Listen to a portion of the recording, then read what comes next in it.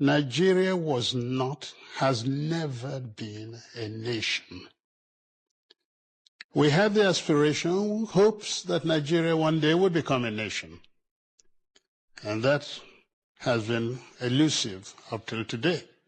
The reason being that, most unfortunately, the powers in Nigeria were concentrated in the hands of the North, which was preponderant, and wrongly so. At independence, we hoped we would be able, in fact, the three leaders of the country had different notions of independence.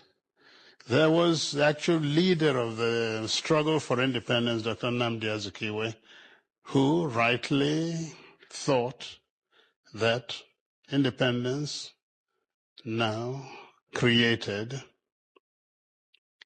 as it were, a beginning,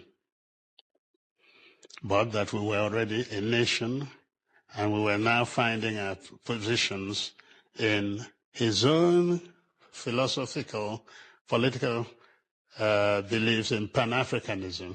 So we just had to move into the broad continental alliance. The North,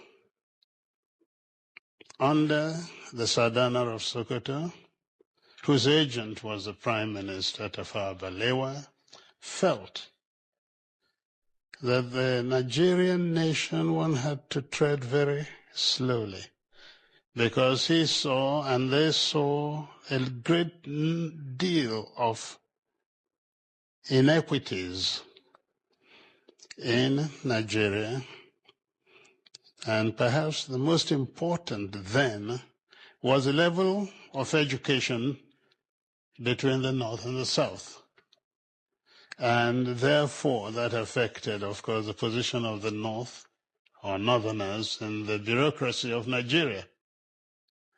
The Sardana and the people of the North got down to trying to build up the North, taking everything they could from the Federation to build up the North to a position in their minds of equality between themselves intellectually and the rest of Nigeria.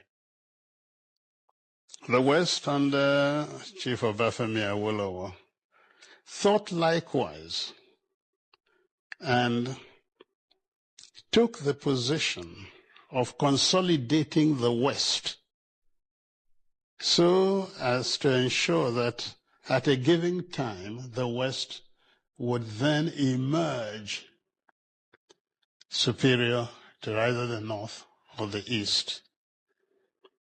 Again, let me go back to the problem of the East. The East entered independence having accepted that the nation was already there.